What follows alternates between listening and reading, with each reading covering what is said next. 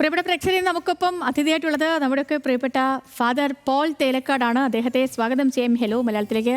Father, good morning. സ്വാഗതം hello മലയാളത്തിലേക്ക്. Good morning.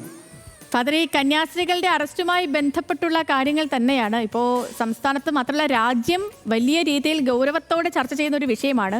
നമ്മുടെ സംസ്ഥാനത്ത് സമാനതകളില്ലാത്ത പ്രതിഷേധത്തിനൊക്കെ ഇന്നലെയും മെനിങ്ങാന്നുമൊക്കെ നമ്മൾ സാക്ഷ്യം വയ്ക്കുകയൊക്കെ ചെയ്തതാണ്. ഈ കന്യാസ്ത്രീകൾക്കെതിരായ നടപടിയിൽ അവരുടെ അറസ്റ്റിൽ പ്രതിഷേധം തുടരുമ്പോൾ ഗുരുതരമായ വകുപ്പുകളിൽ തങ്ങൾക്ക് പരിഗണിക്കാനാകില്ല എന്ന നിരീക്ഷണത്തോടെയാണ് ഇന്നലെ ജാമ്യാപേക്ഷ കോടതി പരിഗണിക്കാതിരുന്നത്. ഫാദർ, ഇതിൽ രണ്ട് കാര്യങ്ങളാണ്. ഒന്ന്, കോടതിയിൽ പ്രോസിക്യൂഷൻ എതിർക്കില്ല എന്ന് BJP പറഞ്ഞു, പക്ഷേ യാഥാർത്ഥ്യം മറിച്ചായിരുന്നു. പ്രോസിക്യൂഷൻ എതിർത്തു. പിന്നീട് മറ്റൊന്ന്, ഈ ഫ്രെയിമിലേക്ക് NIA കൂടി വരികയാണ്. ഈ കേസിന്റെ പോക്ക് എങ്ങോട്ടാണ് ഫാദർ? കൂടുതൽ സങ്കീർണതകളിലേക്കാണോ? ഇതൊരു ഭരണകൂട ഭീകരതയായിട്ടാണ് ഞാൻ മനസ്സിലാക്കുന്നത്. നിങ്ങൾ നോക്കുക, ഛത്തീസ്ഗഡിലെ ആ ദുർഗ് പോലീസ് സ്റ്റേഷനിലേക്ക് നോക്കുക. നിങ്ങൾ പലരും ഒരു വീഡിയോ കണ്ടു കാണും.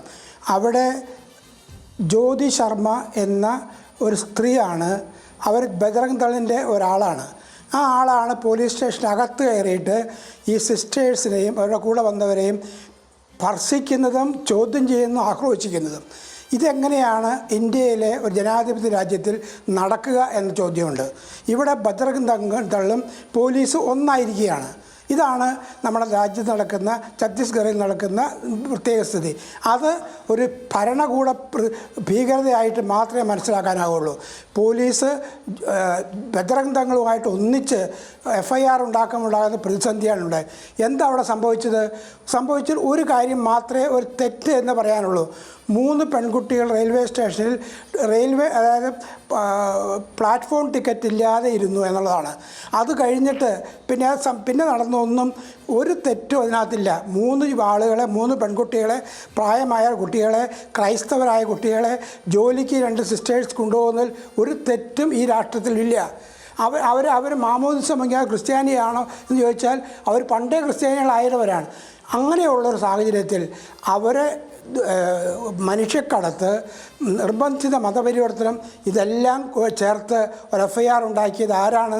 അത് പോലീസാണോ ബജറംഗ് ദളാണോ? ഇതാണ് ഇതിനകത്തുള്ള അക്രമം. ഇതാണ് ഭരണഘടന ഭീകരത.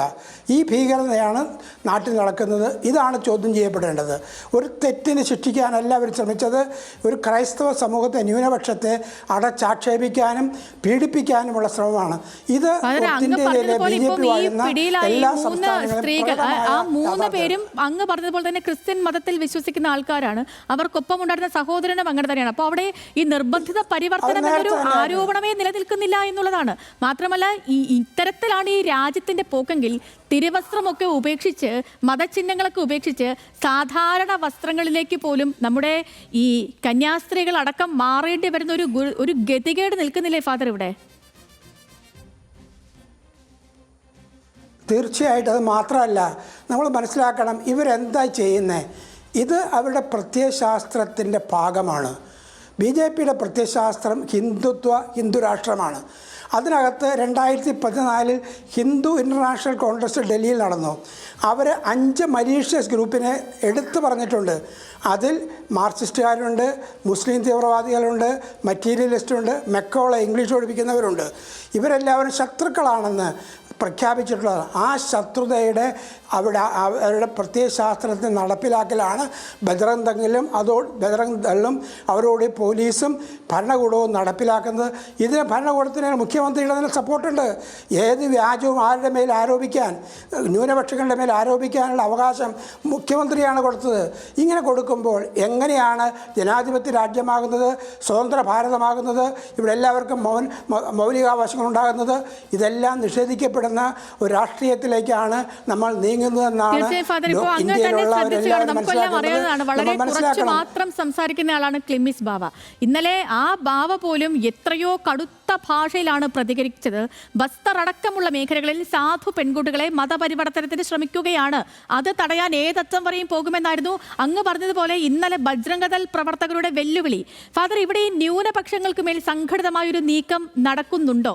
ഇൻഡോറിൽ കുത്തേറ്റ് വീണ സിസ്റ്റർ റാണി മരിയ അടക്കം നിരവധി പേരുകൾ നമ്മുടെ മുന്നിലുണ്ടല്ലോ. ഇത് ശരിയാണ്. ഗ്രഹാം സ്റ്റെയിൻ അച്ഛൻ എങ്ങനെയാണ് മരിച്ചത്? ഇവിടെ കോടതികളെ കുറിച്ച് എനിക്ക് ആശയം പറയാനില്ല. പക്ഷേ ഒരു കോടതിയിൽ ഒരു സ്ട്രോ വേണമെന്ന് പാർക്കിൻസൺസ് സൂക്കേട് ബാധിച്ച അദ്ദേഹത്തിന് വെള്ളം കുടിക്കാൻ നിവൃത്തിയില്ലാതെ ഒരു സ്ട്രോ വേണമെന്ന് ആവശ്യപ്പെട്ടപ്പോൾ 5 ദിവസം വെച്ച് നീട്ടുകയും നിഷേധിക്കുകയും ചെയ്ത കോടതി ഇവിടെയുണ്ട്. ഇതാണ് നമ്മൾ നാട് നേടുന്ന പ്രതിസന്ധി.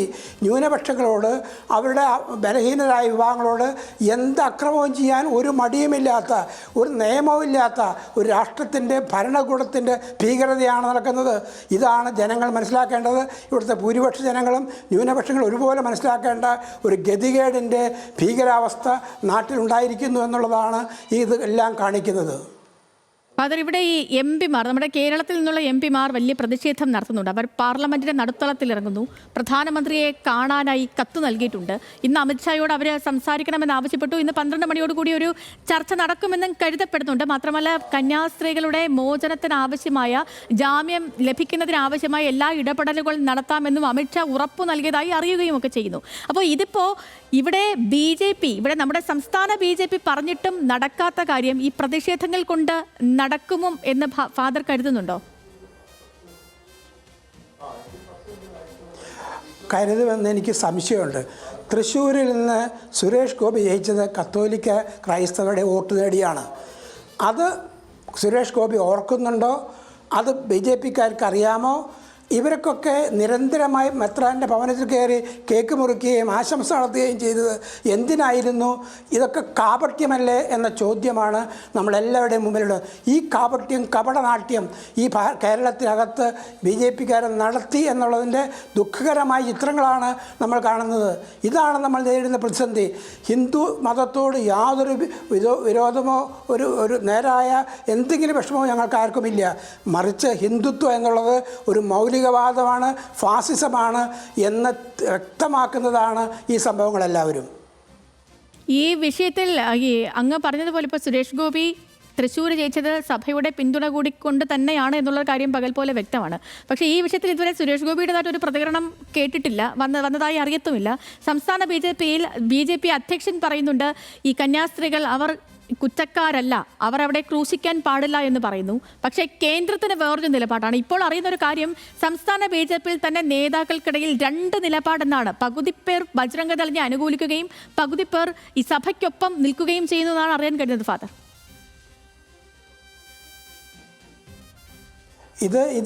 ഇത് നമ്മൾ കാണേണ്ടത് ഒരു ഫാസിസ്റ്റ് മനോഭാവത്തിൻ്റെ ബജ്രംഗ് ദൾ പോലുള്ള സംഘടനകൾ ഇവിടെ BJPയുടെ കുടക്കീഴിൽ പ്രവർത്തിക്കുന്നു എന്നാണ്. ഈ രാജ്യത്തിൻ്റെ ഭരണഘടന, മനുഷ്യർ തമ്മിലുള്ള ഐക്യം, സാഹോദര്യം, എല്ലാ ഇന്ത്യക്കാരും തുല്യരാണെന്ന് ബജ്രംഗ് ദൾ പോലുള്ള ഹിന്ദുത്വ ശക്തികൾ വിശ്വസിക്കുന്നുണ്ടോ എന്ന കാര്യത്തിൽ എനിക്ക് ഗൗരവമായ സംശയമുണ്ട്. ബ്രാഹ്മണ്യം നടപ്പിലാക്കാനാണോ ഇവർ ശ്രമിക്കുന്നത്?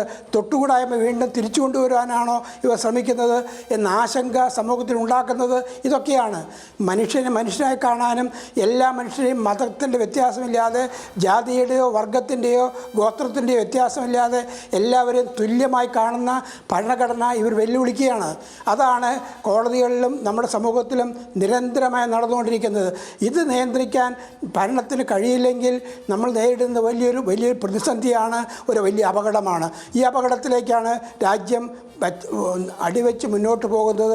അത് കൃത്യമായി പറയേണ്ടത് നരേന്ദ്രമോദിയെ പോലുള്ളവരും അമിത്ഷായെ പോലുള്ളവരുമാണ്. അവരാരും മിണ്ടുന്നില്ല എന്നുള്ളതാണ്. ഇത് നമ്മൾ കാണേണ്ടത് ഈ ഇരട്ടത്താപ്പ് എല്ലായിടത്തും പ്രയോഗിക്കുന്നുള്ളതാണ്.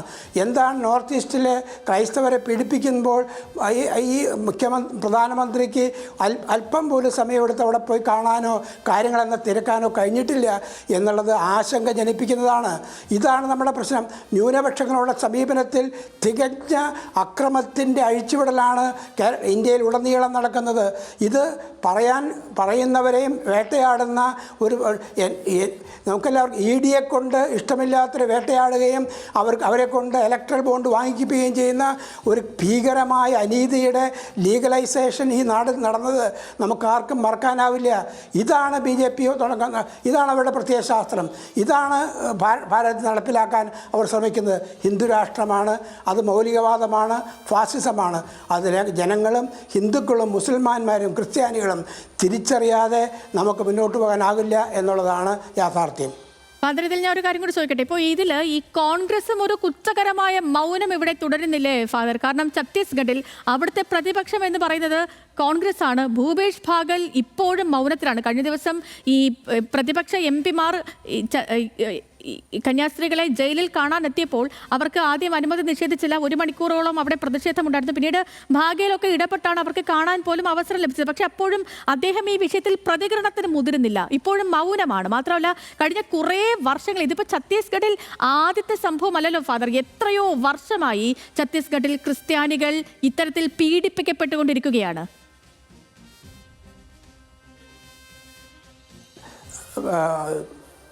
താങ്കൾ പറഞ്ഞത് വളരെ ശരിയാണ്. BJP അധികാരത്തിൽ വന്നപ്പോൾ നിരന്തരമായി അതിന് മുമ്പും പിൻപും പറഞ്ഞുകൊണ്ടിരിക്കുന്ന ന്യൂനപക്ഷ പ്രീണനമെന്നാണ്. അത് കോൺഗ്രസ് നടത്തുമ്പോൾ അതിനാണ് കോൺഗ്രസ്സുകാരെ ഭയപ്പെടുന്നത്. നമ്മൾ ഓർക്കുക, എന്താണ് BJP കേരളത്തിൽ ചെയ്തത്? ന്യൂനപക്ഷ പ്രീണനമല്ലേ? അരമനകൾ തോറും കയറുകയടങ്ങുകയും ക്രിസ്മസിന് കേക്ക് കൊണ്ടുപോയി കൊടുക്കുകയും ഒക്കെ ചെയ്ത് പ്രീണനമായിരുന്നില്ലേ? ജനാധിപത്യത്തിൽ ഇതൊക്കെ ചെയ്യുന്നതാണ്. ഇതിനെ പ്രീണനമെന്ന് വിളിച്ച് ആക്ഷേപിച്ചവർ തന്നെയാണ് ഈ പ്രീണനം ഇപ്പോൾ നടക്കുന്നത് എന്നതാണ് നമ്മൾ തിരിച്ചറിയേണ്ടത്.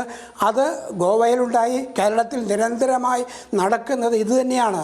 ഈ പ്രീണനം കുറ്റം പറഞ്ഞവർ പ്രീണനം തന്നെയാണ് നടത്തുന്നതെന്ന് നമ്മൾ തിരിച്ചറിയണം. അവിടെയാണ് ഇരട്ടത്താപ്പിൻ്റെ വ്യക്തത നമുക്കെല്ലാവർക്കും വെളിവാകുന്നത്. ഇതാണ് നമ്മൾ നേരിടുന്ന പ്രതിസന്ധി. ഫാദർ, ഞാൻ ഒരു കാര്യം കൂടി ചോദിച്ചിട്ട് അവസാനിപ്പിക്കാം. ഇപ്പോൾ ഈ ക്രിസ്തീയ സഭകൾ ഈ വിഷയത്തിൽ ഒന്നാകെ സംഘപരിവാറിനെതിരെ നിലപാടെടുക്കുന്നുണ്ട്. മാത്രമല്ല കേക്കും വീഞ്ഞുമായൊന്നും ഇനി ആരും അരമനയിലേക്ക് വരണ്ട, വന്നാൽ ആരും സ്വീകരിക്കുകയില്ല എന്നും പറയുന്നുണ്ട്. പക്ഷേ ഇനി മറിച്ചൊരു രാഷ്ട്രീയ സാഹചര്യം ഉണ്ടായാൽ ഇവരെയൊക്കെ സ്വീകരിക്കില്ല ക്രിസ്തീയ സഭകൾ എന്ന് നമുക്ക് ഈ ഘട്ടത്തിൽ പറയാൻ പറ്റുമോ?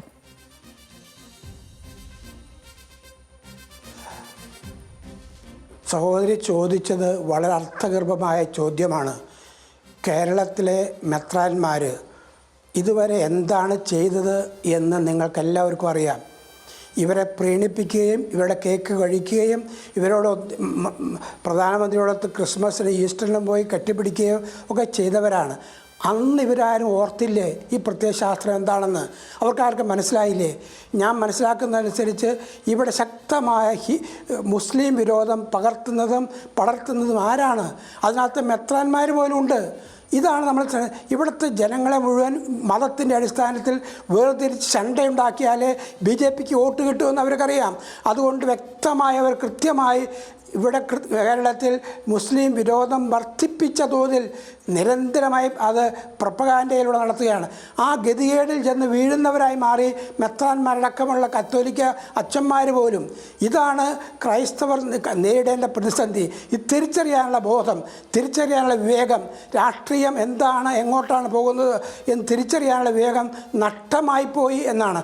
അത് വീണ്ടെടുക്കാൻ ശ്രമിക്കുമെന്നും അതുപോലെ ഒത്തൊരുമിച്ച് ഇതിനെ നേരിടണമെന്നും ആണ് എനിക്ക് പറയാൻ. പ്രതീക്ഷയില്ലാത്തവനല്ല, ജനാധിപത്യത്തിൽ പ്രതീക്ഷിക്കുന്നതിന് അത് ജനങ്ങളുടെ ശക്തിയാണ്. ജനങ്ങൾ ഒറ്റക്കെട്ടായി ഈ മനുഷ്യത്വമില്ലാത്ത പെരുമാറ്റവും ഈ മനുഷ്യത്വമില്ലാത്ത ഭരണരീതിയെയും ചെറുക്കണം.